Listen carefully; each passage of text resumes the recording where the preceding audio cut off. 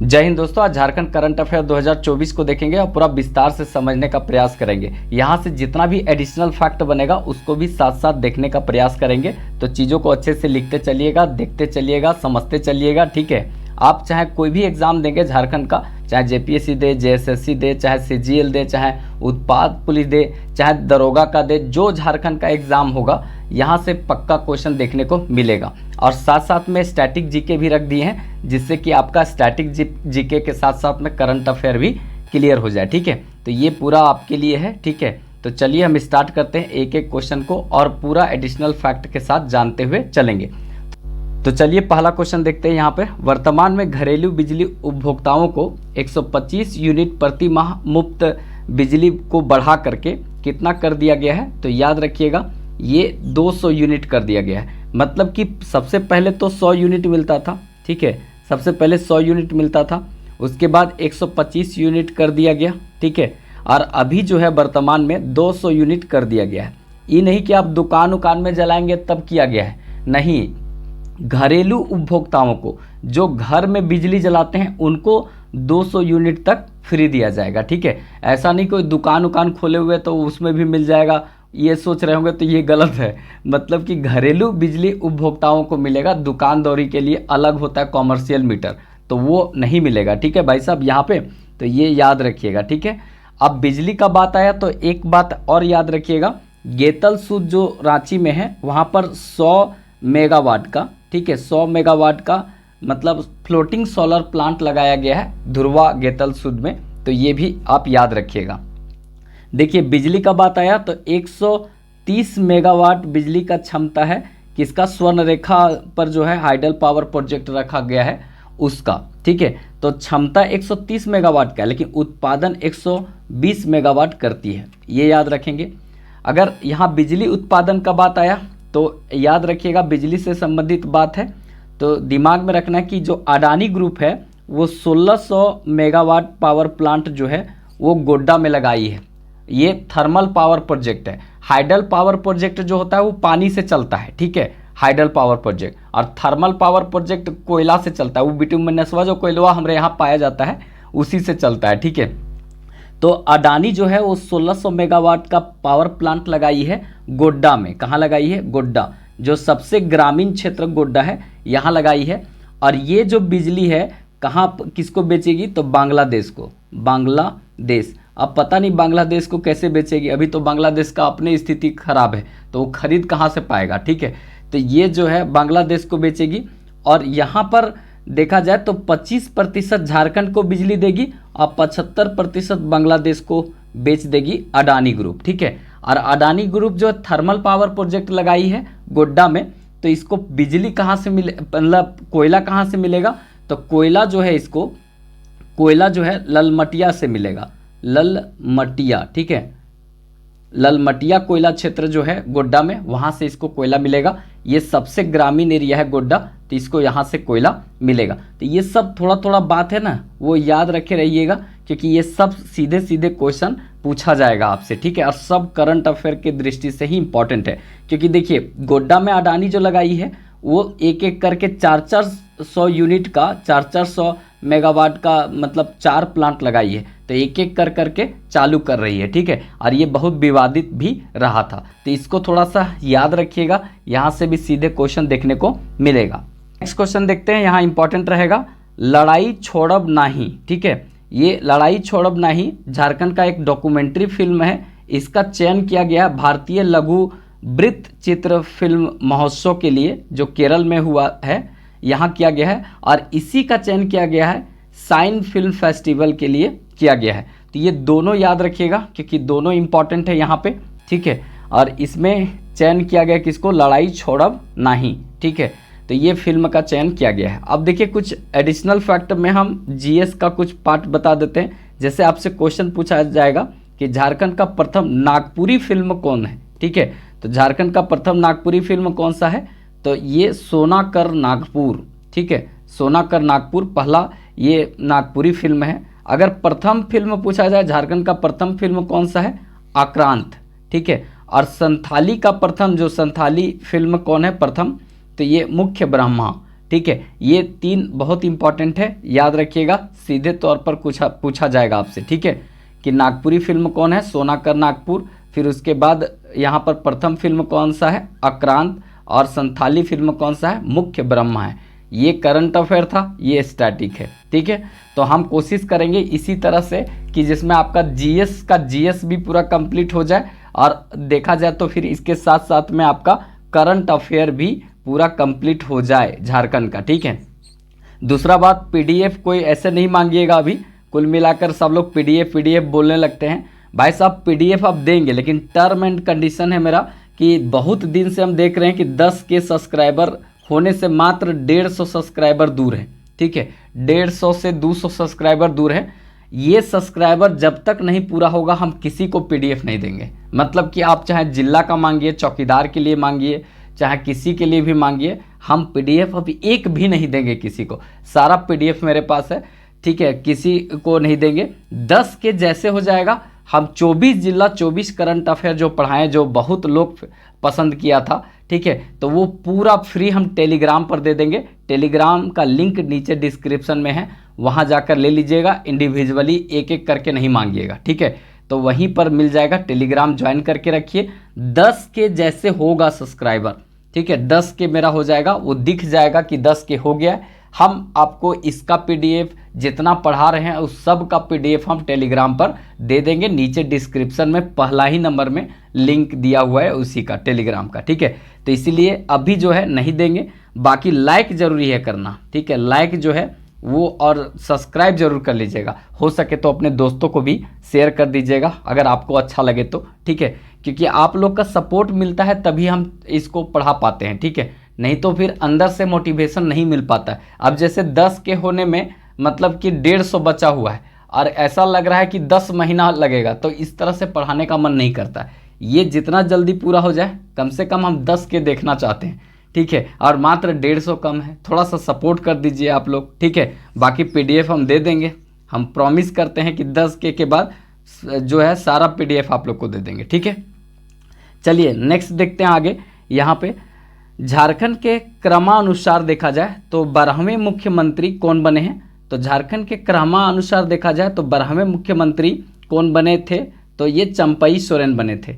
ये बने थे हो गया अभी के लिए, बने हैं नहीं, बने थे, क्योंकि फिर से 13वें मुख्यमंत्री कौन बन गए हैं, तो 13वें जो मुख्यमंत्री सीएम है हेमंत सोरेन, ठीक है, हेमंत सोरेन बन गए हैं फिर से, ठीक है, याद रखेंगे। ये 3 बार मुख्यमंत्री बने हैं, तो 3 बार मुख्यमंत्री बनने वाले 3 व्यक्ति हो गए, ठीक है।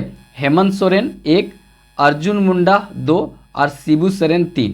तो हेमंत सोरेन, अर्जुन मुंडा और शिबू सोरेन, ये 3 व्यक्ति तीन बार बना है, 3 बार मुख्यमंत्री बने हैं, तो याद रखिएगा, इंपॉर्टेंट है, ठीक है। इसके बाद इंपॉर्टेंट क्या है कि प्रथम मुख्यमंत्री, ठीक है, प्रथम मुख्यमंत्री बाबूलाल मरांडी हैं, ठीक है, प्रथम मुख्यमंत्री देखेंगे तो बाबूलाल, ठीक है, बाबूलाल। अब ये अगर देखा जाए, अगर प्रथम गैर जनजाति मुख्यमंत्री जो जनजाति नहीं थे, गैर जनजाति कौन है, तो रघुवर दास, ठीक है, रघुवर दास, तो रघुवर दास गैर जनजाति थे। प्रथम अगर निर्दलीय पूछे तो मधु कोड़ा, ठीक है, मधु कोड़ा गीता कोड़ा की मतलब गीता कोड़ा की वाइफ कहने वाले थे, लेकिन गीता कोड़ा के हस्बैंड है ये मधु कोड़ा। ये प्रथम निर्दलीय मुख्यमंत्री बने थे, ठीक है। और गैर जनजाति मुख्यमंत्री मतलब रघुवर दास, प्रथम मुख्यमंत्री बाबूलाल मरांडी। अगर 3 बार मुख्यमंत्री कौन कौन बने हैं, तो हेमंत सोरेन और उसके बाद अर्जुन मुंडा और शिबू सोरेन, तीन बार बने। शिबू सोरेन जो है सबसे कम समय तक के लिए झारखंड के मुख्यमंत्री रहने वाले हैं, एक कार्यकाल में 10 दिन मात्र मुख्यमंत्री रहे थे शिबू सोरेन। तो ये सबसे कम कार्यकाल के लिए रहने वाले मुख्यमंत्री शिबू सोरेन हैं। अगर देखा जाए तो अभी जो है 13वें क्रम के हैं, मतलब ये हेमंत सोरेन। लेकिन व्यक्ति में देखा जाए तो व्यक्ति में कितने व्यक्ति अभी मुख्यमंत्री बन चुके हैं झारखंड के, तो टोटल जो है अगर देखा जाए तो 7 व्यक्ति झारखंड के मुख्यमंत्री बने हैं। लेकिन 13वें क्रम के अनुसार देखा जाए तो सीएम हेमंत सोरेन बने। तो ये सब जो बता रहे हैं ना, वो सब याद रखिएगा। एडिशनल फैक्ट जो है वो सीधे तौर पर पूछा जाता है, ठीक है। आगे देखते हैं, यहाँ पर ये भी इम्पॉर्टेंट रहेगा संविधान प्रदत्त जो है आदिवासी अधिकार खतरे में, ये पुस्तक है, ठीक है। संविधान प्रदत्त आदिवासी अधिकार खतरे में ये पुस्तक है। इस पुस्तक के लेखिका कौन है, तो लेखक कौन है या लेखिका कौन है, तो दयामणि बारला। दयामणि बारला जो है इस पुस्तक के लेखक है। ये पुस्तक बहुत इंपॉर्टेंट रहेगा, पूछेगा, ठीक है, क्योंकि दयामणि बारला जो हैं इनका संबंध पत्रकारिता से है, ठीक है। ये सीधे तौर पर याद रखिएगा, इनका संबंध किससे है, पत्रकारिता से है, दयामणि बारला का। और दयामणि बारला को क्या कहते हैं, तो झारखंड की आयरन लेडी बोलते हैं। आयरन लेडी मतलब इनको कहा जाता है लेडी ऑफ मतलब आयरन लेडी ऑफ झारखंड। किनको कहा जाता है, दयामणि बारला को। तो ये सीधे तौर पर क्वेश्चन पूछ सकता है। ये दो बात याद रखिएगा। रेलवे क्षेत्र, रेलवे जो आपका प्लेटफॉर्म होता है वहाँ पर झाड़ू उड़ू लगाती थी, पत्रकारिता के क्षेत्र में बहुत अच्छा काम की, राजनीतिक में भी बाद में दौड़ी थी ये। कुल मिलाकर बहुत इनका जो हिस्ट्री है बहुत मार्मिक टाइप का रहा है, आप पढ़ सकते हैं इनके बारे में। पत्रकारिता के क्षेत्र में इनके साथ क्या हुआ नहीं हुआ ये आप देखेंगे समझेंगे तब आपको समझ आएगा कि कितना मतलब स्ट्रगल की है वो, ठीक है। इसी तरह की एक महिला है यहाँ पे जमुना टुड्डू। जमुना टुड्डू को बोलते हैं lady Tarzan. Lady Tarzan Jamuna Tudu को बोलते हैं, याद रखना है, जमुना टुड्डू को लेडी टार्जन बोलते हैं। पश्चिमी सिंहभूम का जो जंगल है उसमें जो पर्यावरण को क्षति पहुंचाता है, जैसे दलमा उलमा क्षेत्र में जीव जंतु को मारता है, पेड़ पौधा को काट लेता है, तो उस तरह का लोगों को हंसुआ बाली उली छीनने का काम करती है जमुना टुड्डू, ठीक है। इसीलिए इनको लेडी टार्जन के नाम से जाना जाता है, ठीक है। ये आपका दलमा जो वन्य जीव अभयारण्य है, मतलब कहाँ पे, आपका पूर्वी सिंहभूम में पड़ेगा, तो वहाँ पे ये ऐसा काम करती है। पूरनचंद को कहते हैं झारखंड का गांधी। ये पलामू क्षेत्र के हैं, कहाँ पे, पलामू, तो पलामू क्षेत्र के हैं पूरनचंद, इनको कहते हैं झारखंड का गांधी। तो ये भी पूछ सकता है झारखंड के गांधी के नाम से किन को जानते हैं, तो पूरनचंद को जानते हैं।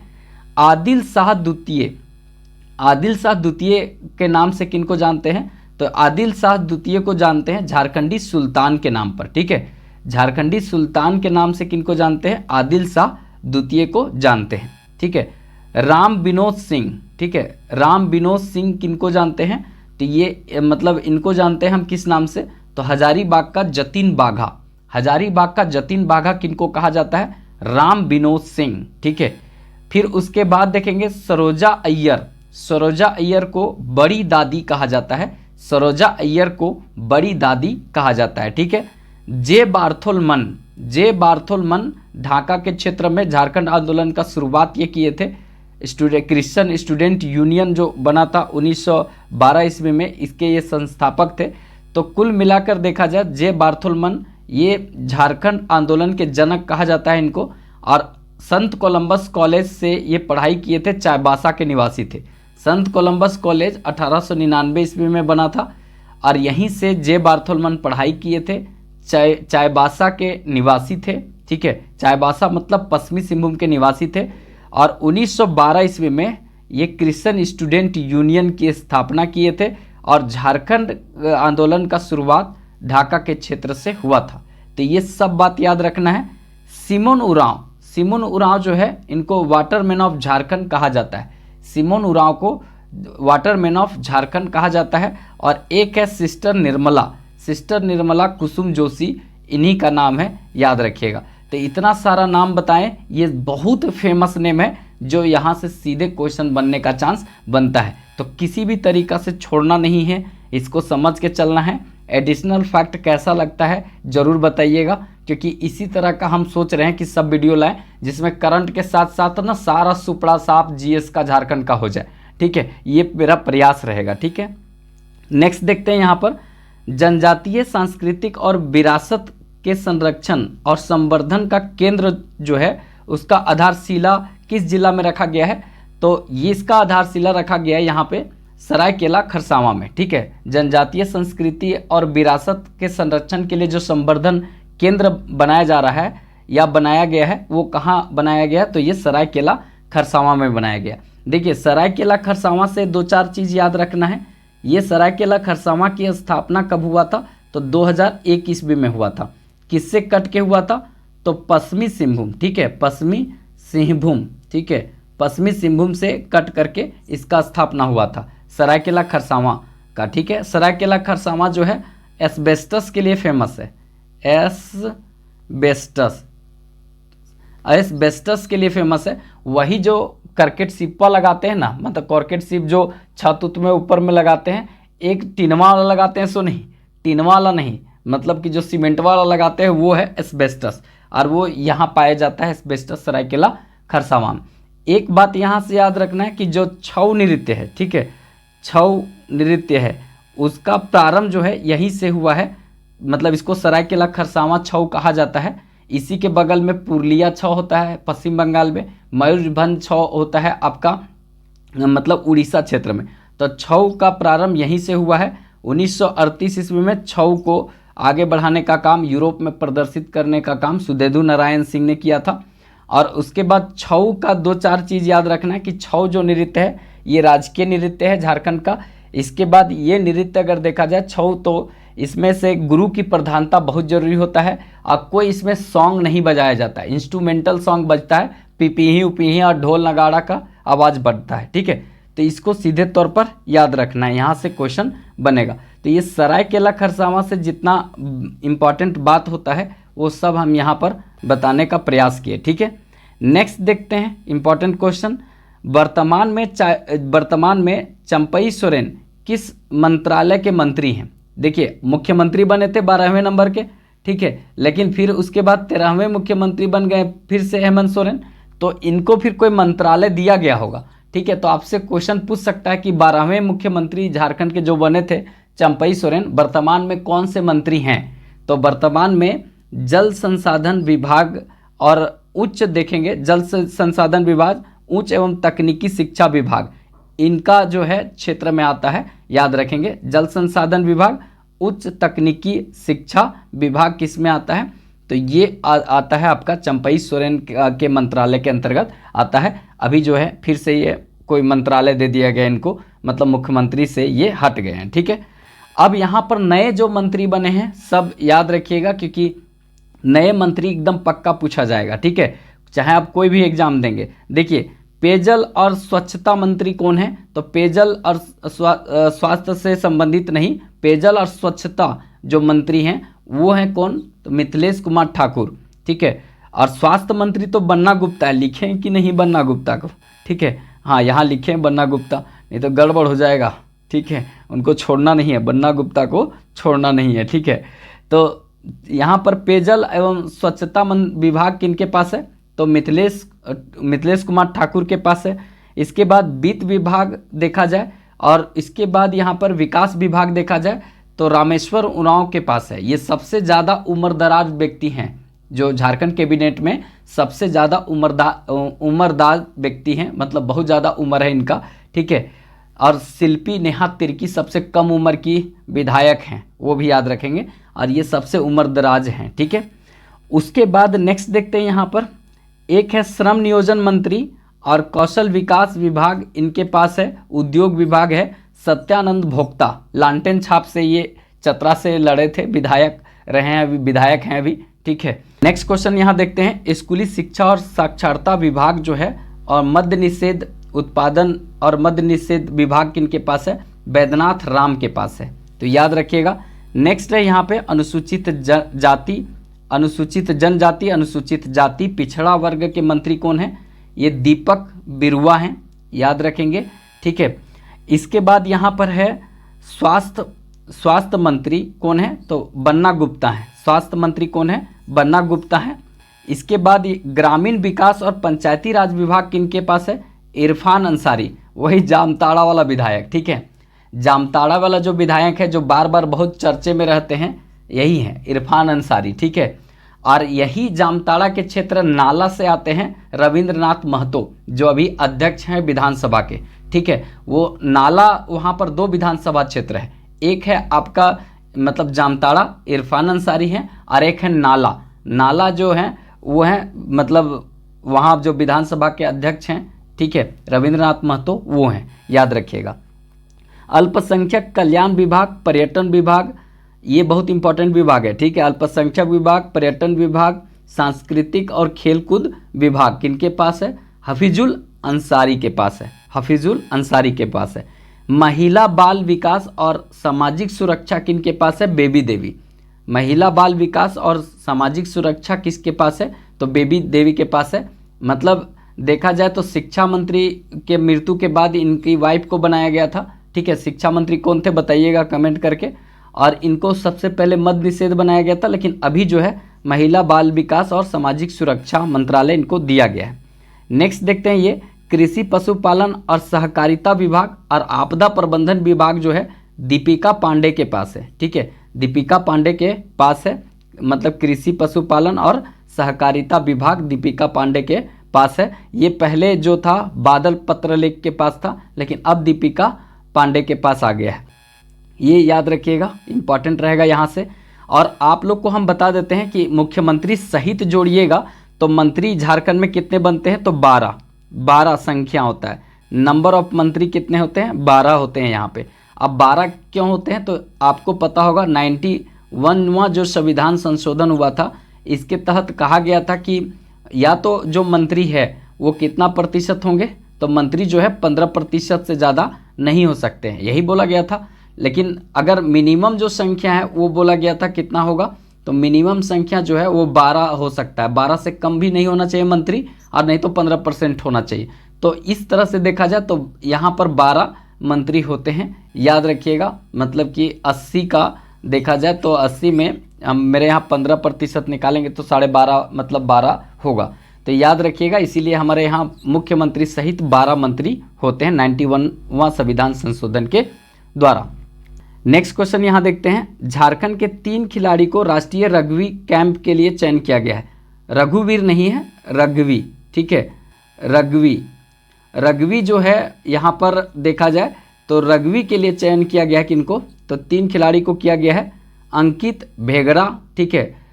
नाम नन मुंडू, ठीक है। मुंडू, ये नाम गजब गजब का है, थोड़ा कभी कभी नाम पढ़े वो नहीं करता है, ठीक है। और इसके बाद एक है अजीत नाग, ठीक है। तो ये 3 खिलाड़ी को यहाँ पे चयन किया गया है। तो वीडियो कैसा लगा आप लोग बताइएगा। देखिए इसमें कुछ खिलाड़ी जैसे दीपिका कुमारी को याद रखिएगा, ये तीरंदाजी से संबंधित है। पूर्णिमा महतो, ये भी तीरंदाजी से संबंधित है, अभी इंडिया टीम की कोच भी है ये, ठीक है। उनके बाद देखेंगे तो सुमराय टेट्टे, सिलवानु डुगडुग, ठीक है। मतलब उसके बाद निक्की प्रधान, अंशुता लकड़ा, ये सब का संबंध हॉकी से है, ठीक है। उसके बाद अगर फुटबॉल की खिलाड़ी बताइएगा, जो अष्टम उरांव हैं गुमला क्षेत्र से, वो फुटबॉल खेलती है। ये सब फेमस हैं, इसीलिए इस सब का नाम याद रहना चाहिए, ठीक है। दीप सेन गुप्ता, मतलब जो व्यक्ति थे यहाँ पर इस क्षेत्र के, तो वो सबसे पहले शतरंज के खिलाड़ी रहे हैं। तो इस तरह का जितना भी क्वेश्चन है ना, वो कहीं ना कहीं पूछा जा सकता, खाली महेंद्र सिंह धोनी नहीं पूछेगा, ठीक है। तो कैसा लगा आप लोग को वीडियो थोड़ा ज़रूर बताइएगा कमेंट करके, क्योंकि आप लोग का कमेंट का इंतज़ार रहेगा हमको।